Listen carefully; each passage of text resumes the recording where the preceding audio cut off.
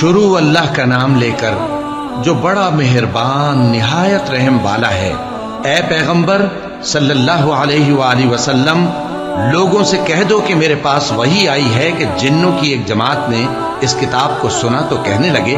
کہ ہم نے ایک عجیب قرآن سنا جو بھلائی کا رستہ بتاتا ہے، سو ہم اس پر ایمان لے آئے، اور ہم اپنے پروردگار کے ساتھ کسی کو شریک نہیں بنائیں گے، اور یہ کہ ہمارے پروردگار کی شان بہت بلند ہے، وہ نہ بیوی رکھتا ہے نہ اولاد، اور یہ کہ ہم میں سے کوئی بے وقوف اللہ کے بارے میں جھوٹ گھڑتا ہے، اور ہمارا یہ خیال تھا کہ انسان اور جن اللہ کی نسبت جھوٹ نہیں بولیں گے،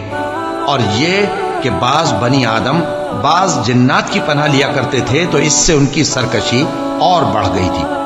اور یہ کہ ان کا بھی یہی اعتقاد تھا جس طرح تمہارا تھا کہ اللہ کسی کو نہیں زندہ کرے گا، اور یہ کہ ہم نے آسمان کو ٹٹولا تو اس کو مضبوط چوکیداروں اور انگاروں سے بھرا ہوا پایا،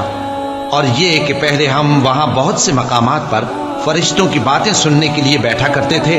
اب کوئی سننا چاہے تو اپنے لیے انگارہ تیار پاتا ہے، اور یہ کہ ہمیں معلوم نہیں کہ اس سے اہل زمین کے ساتھ برائی مقصود ہے یا ان کے پروردگار نے ان کی بھلائی کا ارادہ فرمایا ہے، اور یہ کہ ہم میں بعض نیک ہیں اور بعض دوسری طرح کے،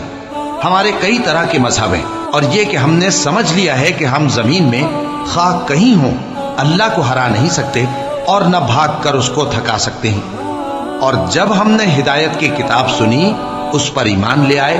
سو جو شخص اپنے پروردگار پر ایمان لاتا ہے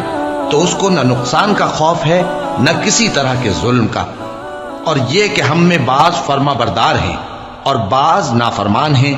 تو جو فرما بردار ہوئے وہ سیدھے رستے پر چلے، اور جو نافرمان ہوئے وہ دوزخ کا ایندھن بنے۔ اور اے پیغمبر صلی اللہ علیہ وآلہ وسلم،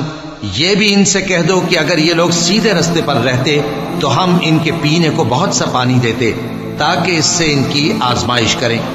اور جو شخص اپنے پروردگار کی یاد سے منہ پھیرے گا وہ اس کو سخت عذاب میں داخل کرے گا، اور یہ کہ مسجدیں خاص اللہ کی ہیں تو اللہ کے ساتھ کسی اور کی عبادت نہ کرو، اور جب اللہ کے بندے یعنی یہ پیغمبر صلی اللہ علیہ وآلہ وسلم اس کی عبادت کو کھڑے ہوئے تو کافر ان کے گرد ہجوم کر لینے کو تھے۔ اے نبی صلی اللہ علیہ وآلہ وسلم، کہہ دو کہ میں تو اپنے پروردگار ہی کی عبادت کرتا ہوں اور کسی کو اس کا شریک نہیں بناتا،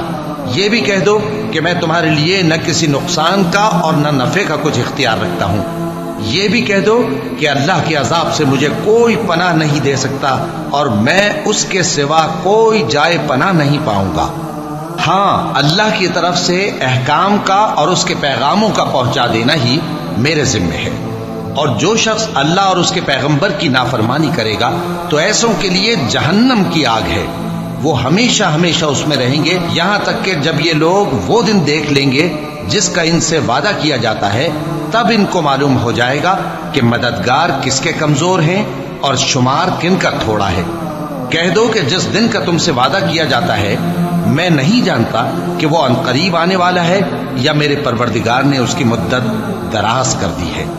وہی غیب کا جاننے والا ہے، سو کسی پر اپنے غیب کو ظاہر نہیں کرتا، ہاں جس پیغمبر کو پسند فرمائے اور اس کو غیب کی باتیں بتا دے تو اس کے آگے اور پیچھے نگہبان مقرر کر دیتا ہے تاکہ معلوم فرمائے کہ انہوں نے اپنے پروردگار کے پیغام پہنچا دیے ہیں،